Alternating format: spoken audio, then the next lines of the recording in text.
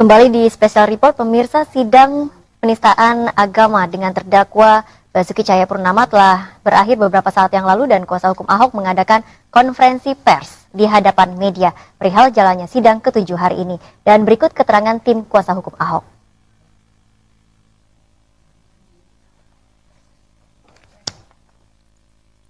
Tidak bisa memimpin DKI secara langsung.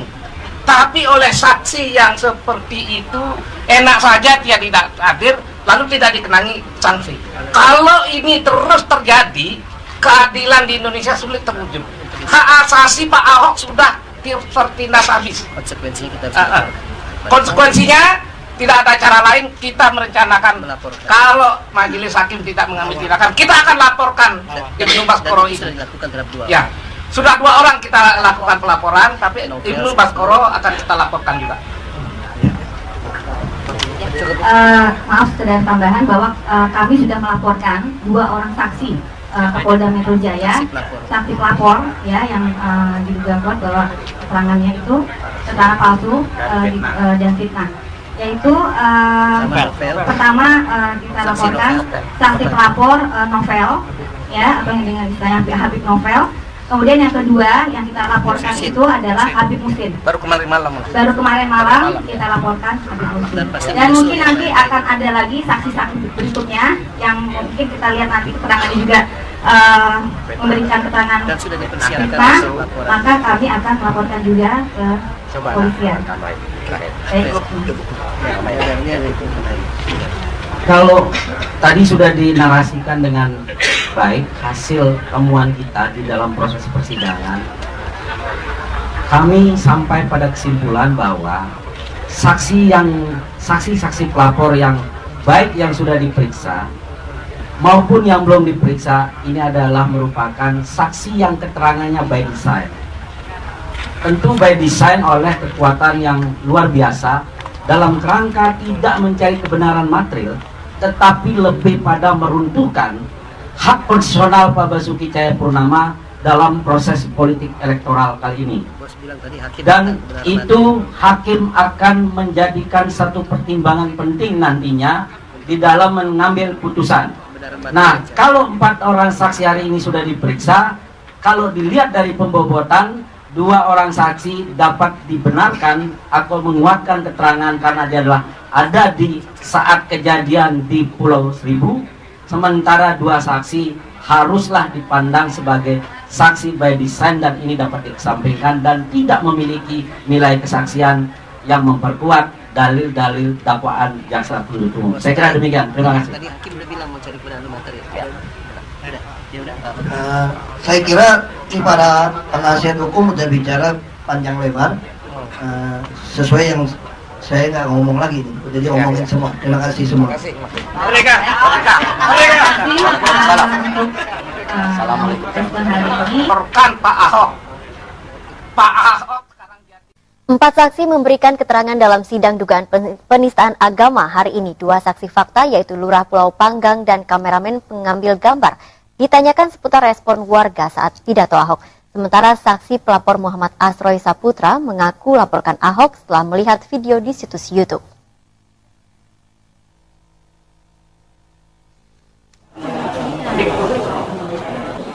Dalam kesaksiannya, Yuli Hardi, Lurah Pulau Panggang yang hadir saat Ahok berpidato, mengaku tidak mendengarkan seksama isi pidato Ahok. Ia baru tahu pidato Ahok menjadi masalah dari media massa, sehingga memutuskan menonton kembali di situs YouTube. Setelah acara pidato, Yuli Hardi mengaku tidak ada warga yang mengadukan atau protes isi pidato Ahok. Saksi fakta lainnya Nurholis Majid yang merupakan pengambil gambar saat Ahok berpidato juga menyatakan respon warga biasa saja dan tidak ada yang protes saat Ahok menyinggung surat Al-Maidah. Sedangkan saksi pelapor Muhammad Asroy mengatakan menonton video pidato Ahok hanya melalui situs YouTube setelah ramai diberitakan. Ia menilai pidato tersebut menyinggung seluruh umat Islam hingga akhirnya memutuskan melapor kepada Polresta Padang Sidempuan, Sumatera Utara. Menanggapi keterangan tentang pidato dirinya yang merugikan seluruh umat Islam, Ahok menyatakan keberatan. Ahok merasa hal itu berlebihan. Tetapi sampai saat ini Salah satu saksi pelapor dari Padang Sidempuan yaitu Muhammad Asroy Saputra menegaskan tidak ada motif politik dalam laporannya tentang dugaan penistaan agama oleh Ahok. Sudah clear. Sudah saya sampaikan semua itu tadi. Sudah clear semua itu. Dan diterima sama majelis hakim. Mengenai profesi sendiri Pak, tadi kan diperlukan. Siapapun sebenarnya warga negara Indonesia berhak marah untuk menyampaikan aspirasinya, marah dengan dinista agamanya, agama apapun. Tidak boleh satu agama pun dihina di negeri ini. Tidak boleh ada yang dihina. Apapun agamanya, siapapun dia, apapun profesinya, kalau agama ini dihina, kita harus bergerak. Agama apapun. Akbar. Yuk pose semua yuk, tauhid. Ini tauhid la ilaha. Tidak ada kaitan dengan pilkada. Saya orang Padang Sidempuan. Tidak ada kaitan dengan pilkada-pilkada. Ini hanya pesan tauhid la ilaha illallah. Itu dia. Tiada ilah selain Allah. Itu dia. Pak, mengenai video yang ditonton Pak, Kita fokus pada kalimat penistaan di video itu. Ini yang paling penting. Yang lain-lain itu penistaan di situ itu kita fokus, dan majelis hakim sudah terima semua itu keterangan saya. Itu dia. Terakhir soal keberatan Ahok yang terakhir. Dalam Al-Quran itu bahasa Quran. Qul ya ayyuhal kafirun. Itu siapa saja yang belum masuk Islam bisa kita jelasin. Jadi sebenarnya kafir tidak ada kaitannya dengan moralitas. Tidak mengakui Allah, tidak mengakui Muhammad la ilaha illallah. Jadi dalam bahasa Quran disebut qul ya ayyuhal kafirun. Itu dia.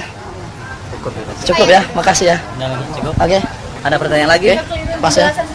Semua sudah clear di apa majelis hakim.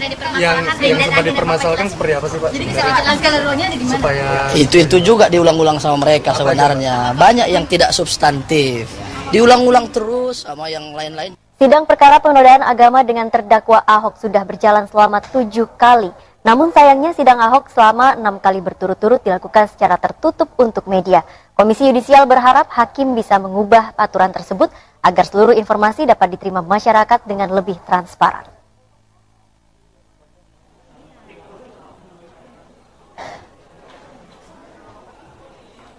Sidang Ahok dilakukan secara tertutup ataupun terbuka merupakan hak prerogatif hakim. Kedudukan hakim sebagai ketua sidang, sebagai pimpinan sidang menempatkan hakim sebagai orang yang berwenang menentukan jalannya pemeriksaan terdakwa.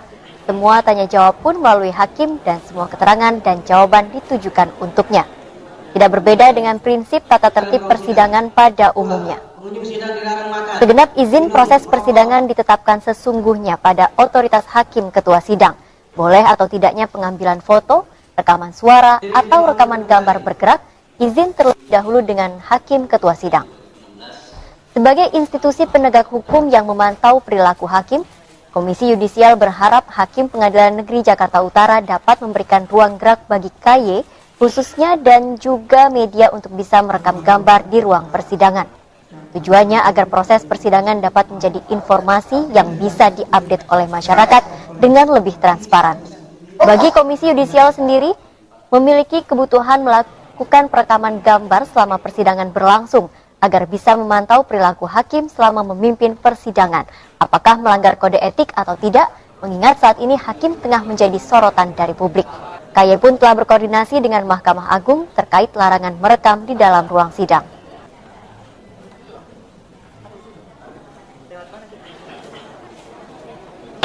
Merekam atau merekam itu kewenangan dari majelis hakim. Jadi kami tidak bisa intervensi, tetapi tentu saja kami berharap akuntabilitas peradilan itu akan tinggi, ya, akan lebih mudah gitu apabila memang masyarakat bisa mengakses informasi. Nah itu yang kami pertanyakan kemarin, tapi hasilnya memang jawabannya hanya untuk KY. Saya belum menemukan jawaban untuk, jadi jawabannya tidak menyeluruh. Untuk KY diperbolehkan melakukan rekaman suara, tapi bukan rekaman gambar. Padahal dalam beberapa kasus, misalnya kalau ada laporan, kita membutuhkan gambar juga pada akhirnya, gitu kan? Karena misalnya begini, pelanggaran kode etik dan perilaku hakim itu diantaranya kesan, gitu. Bukan perbuatan, bukan tindakan, tapi kesan.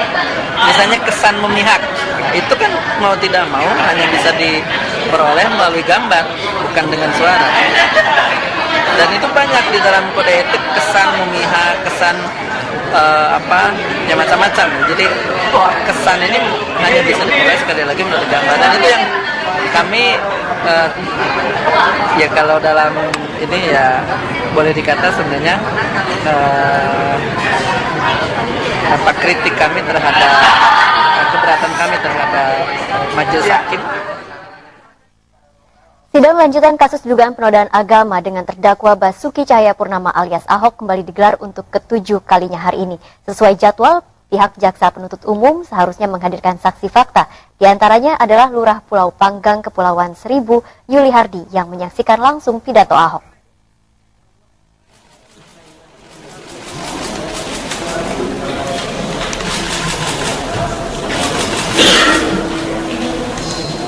Sidang yang mulai digelar pukul 9 pagi tadi ini untuk pertama kalinya menghadirkan saksi fakta.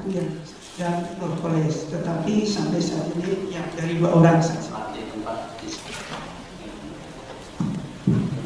Sementara itu di luar arena sidang, 2 massa pro dan kontra Ahok tetap setia mengawal jalannya persidangan Ahok. Pihak kepolisian pun mengawal ketat aksi dari kedua kubu massa ini. Sejumlah pengalihan arus lalu lintas juga dilakukan oleh pihak kepolisian di lokasi sekitar persidangan Ahok.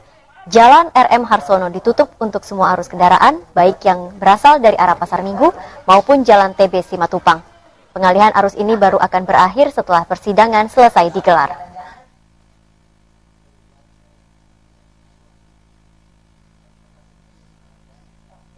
Pemirsa, hari ini sidang kasus penistaan agama dengan terdakwa Basuki Cahayapurnama atau Ahok ke-7 berlangsung mulai pagi tadi.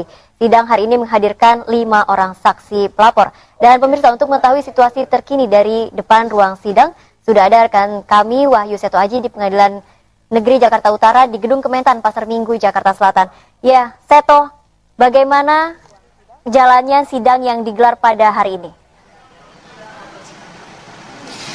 Ya, baik Laura Elvina, memang untuk sidang lanjutan ke-7 atas dugaan penistaan agama dengan terdakwa Basuki Cahayapurnama telah selesai digelar pada hari ini tepat sekitar pukul 18:30 waktu Indonesia bagian Barat beberapa waktu yang lalu.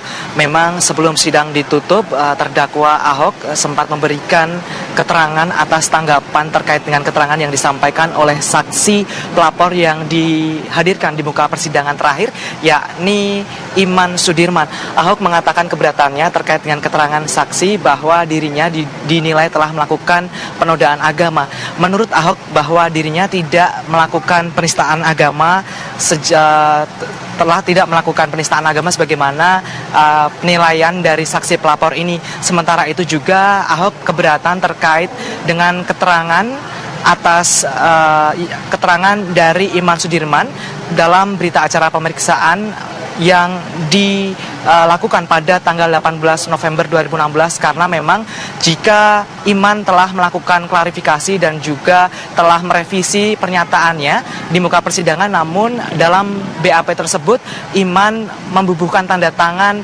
dalam BAP. Hal ini terkait dengan keterangan Iman yang menyatakan bahwa dirinya melihat pidato Ahok tersebut atau melihat Ahok melakukan pidato pada tanggal 8 Oktober, dan faktanya memang Ahok melakukan pidato itu pada tanggal 27 September, sehingga hal ini dipertanyakan oleh tim kuasa hukum dari Basuki Cahayapurnama di depan majelis hakim saat persidangan tadi. Dan oleh karena itu Iman Sudirman merevisi pernyataannya, sehingga yang dimaksud pada tanggal 8 Oktober tersebut adalah ketika dirinya melihat video Ahok menyampaikan pidato di hadapan warga Kepulauan Seribu terkait dengan proyek ikan kerapu di Kepulauan Seribu pada September 2016. Sementara itu juga Laura, setelah sidang berakhir, melalui tim penasihat hukumnya, Ahok tidak banyak memberikan keterangan, namun lebih kepada tim kuasa hukumnya yang diwakili oleh beberapa pihak, yang salah satunya adalah Triana, bahwa Ahok juga menyatakan keberatan jika salah satu saksi pelapor, yakni Muhammad Asroy, menjelaskan bahwa dirinya menjadi saksi yang mengatasnamakan seluruh umat muslim di dunia. Dan menurutnya fakta dari Ahok bahwa saat dirinya menyampaikan pidato di Kepulauan Seribu bahwa tidak ada respon dari warga Kepulauan Seribu sehingga tidak ada laporan terkait dengan penistaan agama yang dilakukan oleh Ahok. Sementara itu, keterangan yang disampaikan oleh Sirapare Prayuna, yakni tim kuasa hukum dari Ahok ini mengatakan bahwa dari beberapa saksi pelapor yang telah dihadirkan oleh jaksa penuntut umum di muka persidangan, dirinya menilai bahwa keterangan saksi ini telah terencana sehingga merugikan kliennya. Sementara itu juga dari tim kuasa hukum Ahok tadi sempat mengatakan bahwa meskipun salah satu saksi pelapor ini telah dihadirkan hingga 3 kali, namun untuk persidangan ke-6 dan 7 atas nama Ibnu Baskoro ini tidak hadir di muka persidangan sehingga kembali dipertanyakan oleh tim penasihat hukum. Namun tadi ketua tim dari jaksa penuntut umum yakni Ali Mukartono mengatakan bahwa jaksa penuntut umum akan kembali menghadirkan Ibnu Baskoro, yakni saksi yang kembali dihadirkan namun pada hari ini tidak hadir. Dan juga jaksa mengklarifikasi terkait dengan ketidakhadiran daripada Ibnu Baskoro, bahwasanya pada sidang kelima Ibnu ini hadir namun tidak kembali diperiksa karena memang masa persidangan kembali ditutup, dan pada persidangan ke-6 dan ke-7 ini kembali tidak hadir namun menjanjikan bahwa akan kembali menghadirkan Ibnu Baskoro. Untuk sementara demikian, Laura. Ya, terima kasih Wahyu Setoaji melaporkan langsung dari Auditorium Kementerian Pertanian Jakarta Selatan. Selamat bertugas kembali. Ya, pemirsa, 5 saksi dihadirkan dalam sidang kasus dugaan penistaan agama dengan terdakwa Basuki Cahayapurnama alias Ahok. 3 saksi yang berhalangan datang pada minggu lalu dihadirkan pada sidang kali ini.